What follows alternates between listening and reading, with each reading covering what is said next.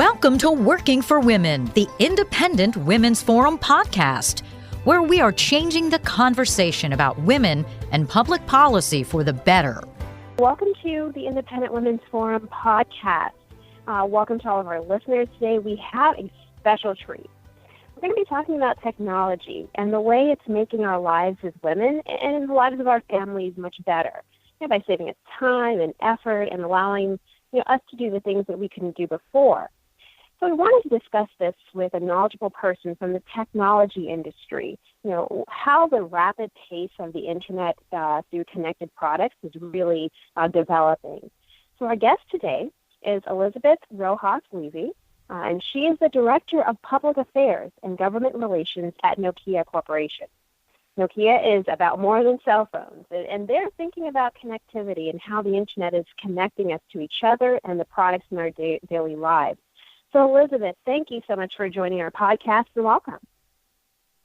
Of course, Patrice, and thank you, and to IWS for hosting me today and letting me geek out a little bit about this fascinating topic, but also to bring up the importance of technology and the huge implications it has for women's economic empowerment. I think before we get started, I would like to introduce very quickly the new Nokia. As you know, we've been around for 150 years, and the company has changed a ton, like you mentioned, from mobile phone manufacturing into an innovation powerhouse. And currently, we are very, very focused on being the critical infrastructure enablers for the Internet of Things. So in this 150 years of history, we have gone through a lot of acquisitions from Motorola to Siemens, and recently with Alcatel-Lucent to finally end up with an end-to-end portfolio where we provide all of the B2B, so the business-to-business infrastructure, from wireless and broadband to fixed networks to IP routing, and then also to bringing consumers with digital healthcare solutions, digital media, virtual reality, and other fascinating technologies. So when you think about Nokia, think of us, the highways are to cars. Think of Nokia as the highways to connectivity. It's kind of how we are working today. And lastly, a fun fact, I think, is that Bell Labs is part of Nokia today. So they're our R&D arm here in the U.S. Wow. Thank you so much for that intro, Elizabeth. I think that I love the imagery. Nokia is to connectivity the way it gets us connected to the internet. So thank you for that. And so let's dive right in. You kind of left off talking about the Internet of Things, or IoT as it's kind of known as. This sounds really techy, so I would love for you to break down for us, those of us who don't live in Silicon Valley, what is the Internet of Things? Yeah, and actually it's funny because when I joined the tech sector, I also didn't come from a technology background, and I remember hearing everybody speaking about IoT, and I just couldn't figure out myself. So now that I've spent a couple of years working for Nokia, I finally got it right. But really, the Internet of Things is a word that's evolving, but think about it as the digital transformation for both consumers and businesses. I think traditionally the way that Internet of Things is posed to the public is like through automation of companies, manufacturing. I think a lot of people think of industrial internet, but really what it is massive connectivity. So Michael Chewy from McKinsey, he has written a lot about IoT, and he's one of my favorite authors. And he essentially said to think about the physical world itself becoming a type of information system. So, for instance, you will have, cars with sensors. You will have humans wearing healthcare sensors and so forth. And all of these sensors are kind of creating a digital footprint, and it measures everything from productivity to how the impact we have on the environment, etc. So all in all, is essentially ultra connectivity is what Internet of Things, and it's the fabric to the digital economy, which it's the fourth industrial revolution that we're all living today. I think I'll give you some examples that relate to women, since I'm a woman myself in the workforce. So when you think, I think digital healthcare is one of the most revolutionary examples of IoT, because it really impacts our day-to-day. So, women tend to be the caretakers of the household. Even today, disproportionately, a lot of that workload is put in our shoulders. So taking care of our children, taking care of our partners, taking care of our parents, these technologies can really, really impact us by giving us more time back. So a really good example is chronic disease management. So for instance, diabetes.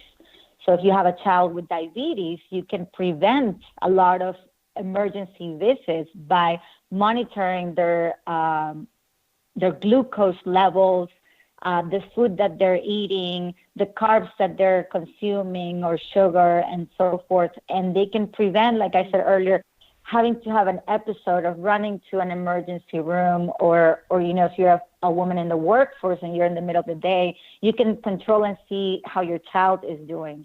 Obesity, also hypertension, all of those chronic diseases can be managed better by ourselves instead of others, and it gives women more time back.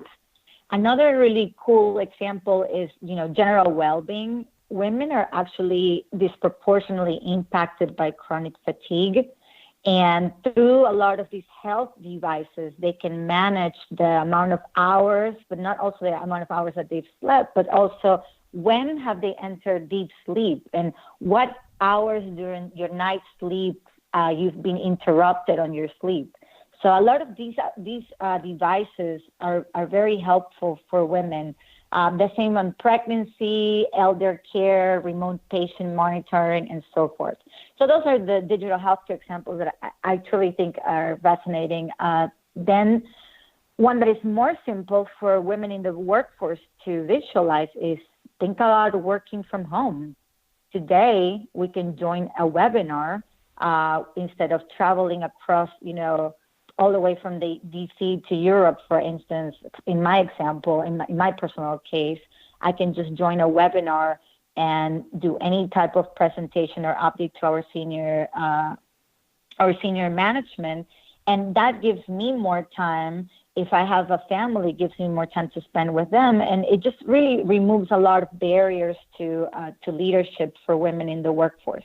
And Accenture has a very, very interesting study on this. It's called the Digital Fluency Study, and how women leveraging technologies inside of companies can actually help them rise to leadership positions and closing the gender gap in management. And lastly, Not to bore you guys, entrepreneurship. Seriously, think about mobile banking. Think about how easy it is for me to send a payment through Venmo or PayPal across the world. And really, a lot of small business owners relate to this because they really can internationalize some of the products that they have and not just be in their local community, but take that product outside of their community and just simply use mobile banking to, exchange these items. So lots of examples out there. And I think as these technologies take off, we will end up on a very large ecosystem that will really help women in the workforce, women with their families, and women overall.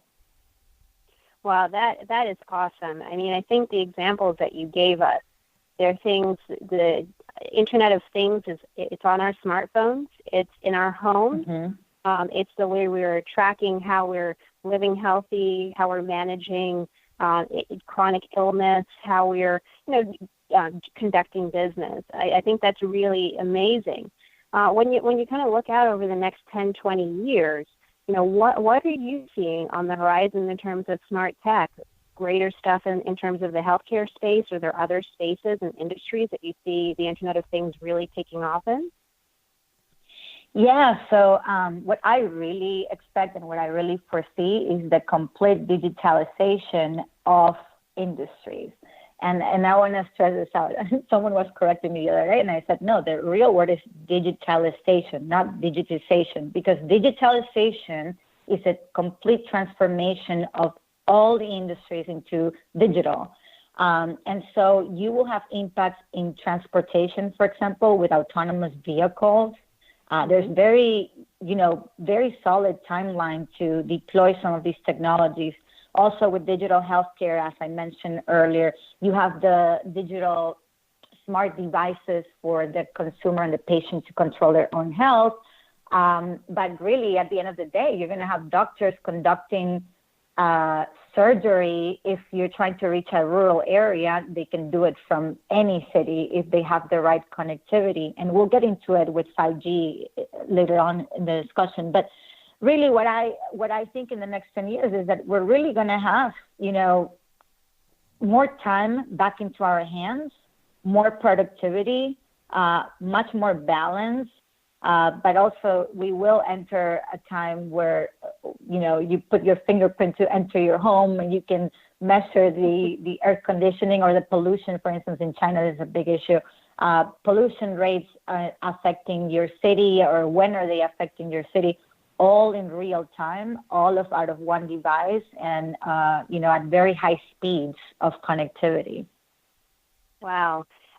This reminds me of the cartoon The Jetsons from like the 60s, or I saw it in reruns in the 80s. But this is the kind of connectivity and technology you're talking about. So there's a lot of upside here in terms of more time, more balance, more access to data in real time. What are some of the challenges, though, that the Internet of Things are really posing? And I'd love for you to kind of focus on privacy and kind of workforce issues if you can. Yeah, absolutely. As anything else in this world, you have your pros and your cons. And I think some of the challenges that the industry is facing is, well, first of all, multi-stakeholder approach, right? You have so many cooks in the kitchen today. Even, for instance, if you take the healthcare space, you're going to have IT sector, you're going to have the connectivity piece that we do, you're going to have hospitals, you're going to have doctors. So you have a lot of people involved in looking for a solution to digitalizing one sector. And when you have a lot of cooks in the kitchen, that's great because you have collaboration and you have exchange of brilliant ideas, but also, the designation of roles. So when it comes to security, and you have an autonomous vehicle, and that autonomous vehicle had a car crash, then who's responsible?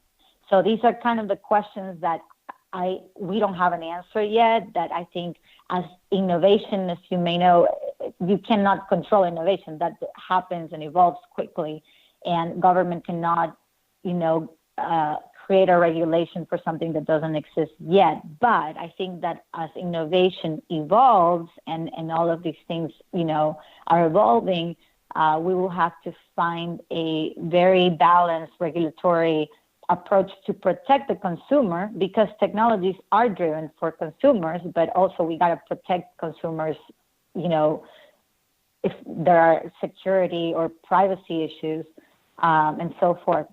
So security is pretty big. As critical infrastructure providers that we are, we take this very seriously. We try to we work on having security by design in our products. But, you also have security at the consumer end of any device. So that's a huge question to solve. Then you also have privacy. This is so big with privacy. Like I said, we want to protect the consumers as a company, and government wants to protect the consumer, I hope. But an example I was reading the other day on Wall Street Journal, and it made me realize this question about privacy was, I don't know if you're familiar with Telegram. It's an application, like a text messaging application such as WhatsApp, but their encryption levels are really, really, really high. So people often feel safer in using Telegram because of their encryption capabilities. But the government of Indonesia actually almost banned Telegram from Indonesia because a lot of, for instance, terrorist groups were conducting business over Telegram. Yeah, it's like crazy. And so it's interesting the case where your consumer is so protected from privacy attacks that actually it can lead to the bad guys doing bad stuff.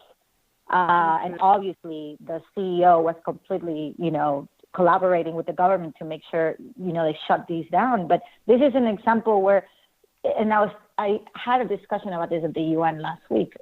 We're all about human rights and protecting people, protecting the consumer. Again, these technologies are driven for and by people, but there are instances where, the bad people are going to do bad stuff with this technology. So to answer your question, there are a lot of challenges, and we're working very hard to make sure that as innovation evolves, these things don't hurt consumers, but really benefit them. That's really helpful, and I think the more privacy continues to come up as an issue versus, or maybe I shouldn't position it against, but in light of security and of national security, and of terrorism, that's always going to be a tension that I think technology will have to figure out. One of the other challenges too, we're hearing a lot about it, is just even in the workforce with automation, what that means for jobs and people.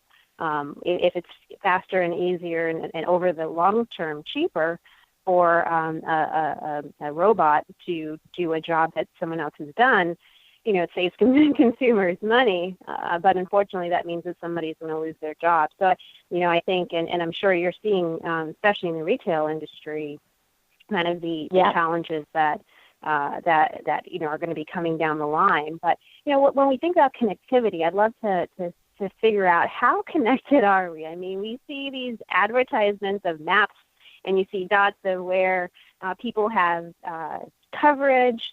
But is every American really connected? And what is the next level of connectivity? I think everybody's talking about 3G, but I'm hearing there's like 5G on the horizon. So help us understand, what is the connectivity level?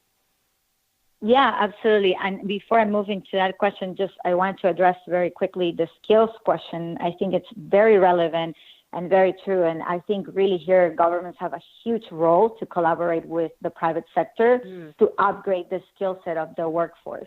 Because you're right, there's robotics, there's artificial intelligence, and I don't think the jobs are going to disappear, because at the end of the day, someone has to manage all of this. I think that the answer is that we need to upgrade the skill sets of our workforce so that they're current. Like any industrial revolution has deep changes in the workforce, but that's why we need to stay ahead and train our people and provide them with these skills. And these skills can be STEM degrees. Yes, I agree. But also there are other types of skill sets. If you have a smart manufacturing, doesn't mean that the plant is going to run itself. Someone has to run it. It just means that we're going to have to have different types of skill sets for the workforce. But anyway, back to your question, which is connectivity. So yeah, it's interesting because there's a definition for what really broadband connectivity means, right? So the FCC upgraded this definition recently. And so the key here is who has access to 25 megabits per second. And the answer is that 10% of all Americans, which is about 34 million people, still lack the access of this type of connectivity. And why is this measurement so important? Well, because you have the unconnected, right? So you have about 7 billion people in the world. 4 billion people are completely unconnected, meaning they don't have any access whatsoever. But then you have the what we call the underserved, which is they kind of have some sort of connectivity. If you remember, like the dialogue internet back in the day. I do. Yeah, exactly. Some people still have that connectivity. And so those are called the underserved. So you have in the U.S. the definition of unserved and underserved. And like I mentioned, 10% of all Americans are underserved. And in rural America, where the big challenge is, you have 39% of rural Americans do not even have access to these 25 megabits per second of connectivity. So this is a huge challenge because you have demand issues. So you don't have enough people for private sector to come in, but also you have topography issues. So you have, like, upstate New York has major issues. And, Chairman Pai has been working with Governor Cuomo currently trying to bring connectivity to all, because upstate New York is completely underserved. And of course, if you go to New York City, you have ultra connectivity. And you have patches, like you have holes of even 4G today throughout the United States. So yes, we're not fully connected, and wireless can be the answer in certain geographies. And in other geographies, you're going to need just fixed access. And then obviously fiber to the home is incredibly important, especially as we mentioned IoT. A lot of these technologies, these ecosystems won't take off if you don't have a fast speed internet connectivity. And your last point there really gives us context to why connectivity is so important. I mean, if you think about kids sitting down to do their homework today, I mean, you don't go to the library to do research. You sit down and you Google. That's probably where everybody starts. But if you don't have, if your only connected device is your smartphone, imagine trying to write a 5-page paper by just using your cell phone to do that because your house isn't connected, or the Wi-Fi is so weak that you're not really able to tap into it. So I think it puts a lot of American households and families, at a disadvantage. And I'm really glad that you mentioned that the Chairman Ajit Pai for the FCC is really expanding internet access to all of America a huge lift for government. I want to kind of bring the airplane home, just talking about that role of government. You kind of hit on it in a couple of areas when it comes to government's role. What do you generally see as the right level of government enforcement or government intervention in the development of technology? Yeah, so, I really think that when it comes to innovation and technology, it moves so fast, like as I mentioned earlier, that, it's very hard for the government to start creating regulations or to enact legislation that will, hinder the development of technology. I think it's traditionally in American history, and I think that's why we've been so ahead of technology and most technology created here at home.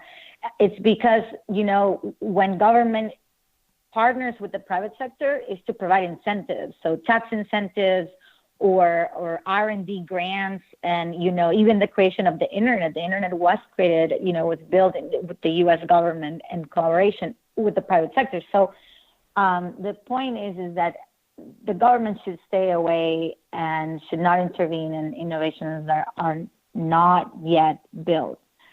However, with that in mind, we mentioned earlier privacy and security. These are things that, of course, the government should, take into consideration as everything gets digitalized. But one concrete example I want to bring up, especially we touched upon 5G a little bit, but when it comes to 5G and the deployment of this next generation network, and to explain to bring it back a little bit so, people on the podcast can understand, because 5G is also a difficult concept to understand, but 5G being the next generation of a network, think about of a table and putting an elephant on top of the table. It's just like the table's going to break if it's not strong enough to, hold an elephant. So right now, consumers are using so much data, more than voice has been used, that they're pulling a lot of weight on top of this table, which is the network. And so 5G will bring speed and capacity and latency to be able to respond to all of this data consumption, which is obviously driven by what we discussed earlier, which is the Internet of Things. So a concrete example from, government and regulation is the biggest problem we have at the moment is called infrastructure siting reform. And we've been working on this with various states. And recently, for instance, my home state of Florida, the governor signed a legislation that would allow for the faster deployment of small cells.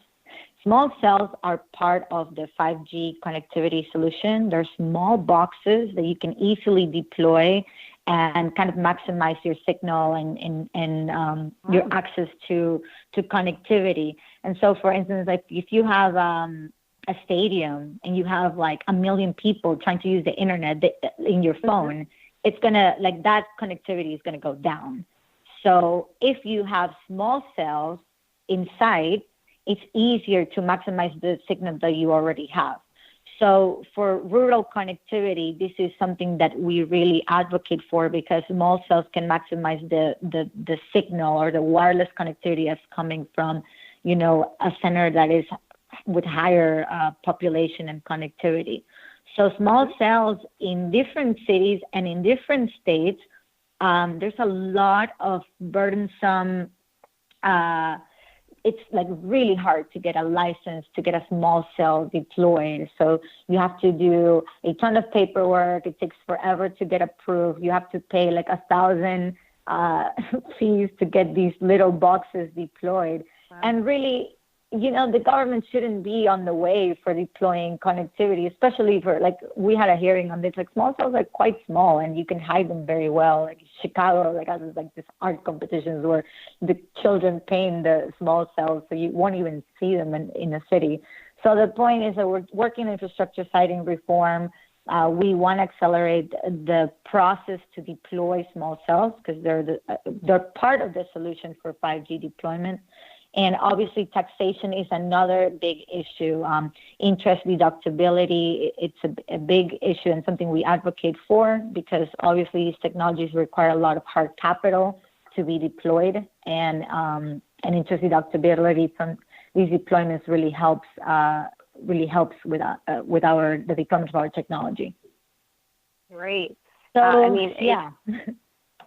I think you know, it's great that you provided that context to why, you know, government overregulation can hinder what's really a good thing. I can imagine when people are at their local fair, everybody's taking selfies and posting to Instagram. That is a lot of data, and if it's weighing down the network, you want to have something like these small cells, it sounds like, which could really expand access and allow everybody to share their data and get their Instagram photos up as quickly as possible, or share it on Facebook and let their families enjoy it.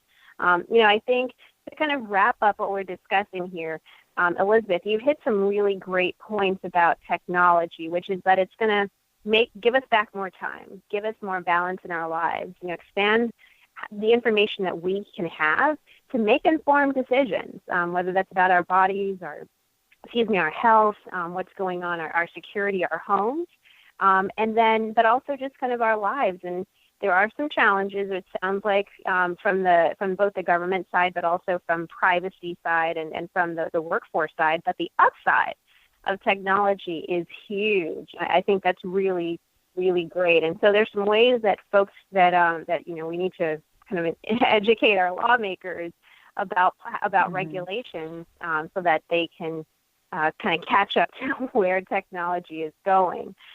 So, Elizabeth, you have been fantastic. You are so knowledgeable, and you gave us some really good concrete examples. Hopefully we'll be able to have you back to have some more discussions about different issues coming up in the tech field. But is there anything you want to close with before we say goodbye to our listeners? Yeah, well, thank you again so much for having me. This is a topic I really like, I really enjoy. I think some final remarks would be, you know, you have to look, I do global government relations, which is why my view is so global. But, you know, you have, you know, China, Japan, South Korea, like their governments are putting a lot of investments, and they're having a digital economy vision. And we want to make sure that the U.S. has that vision as well. And the government, I think the government's role is really to collaborate with the private sector, to partner with the private sector and to bring different stakeholders to this huge question mark that it is the new digital economy and the Internet of Things. So I think that's one of the big picture from digitalization, and also from a gender equality, women empowerment, economic empowerment perspective. I really strongly think that women need to be ahead of, what are the latest technology trends, and use technology to your advantage. Like we mentioned different examples on digital healthcare, on transportation, but also like in the workforce, there's a lot of technologies that most, I'm talking from the corporate perspective, corporations bring to the table. Use those technologies to, connect with others, to share ideas, to, make your voice louder. And if you think about the internet, like the internet gives women a huge voice out there. We have social media these days. It's really the democratization of the internet that's empowering women in so many ways. And I think we really need to be ahead of it. And you don't have to go get a STEM degree to do this stuff, right? Like you can watch a video, you can read articles on, TechCrunch and know what are the latest technologies that you can implement in your day-to-day. So I think this is a huge opportunity for the economic empowerment of women. So I'm very, very excited about it. And I really thank you for the opportunity to let me discuss these things that are so close to my heart. Terrific. I love ending on women's empowerment. Well, again, thank you, Elizabeth. To our listeners, thank you for joining us. We got lots of great information about technology. Definitely continue to follow us, and we'll be sharing this podcast on our website soon, and we hope that you'll be able to join us for the next podcast. So thank you so much, Elizabeth, and thank you to our listeners. We'll be back again soon. If you enjoyed listening to this podcast, please give it a thumbs up, share it on social media, or stop by IWF.org for similar content.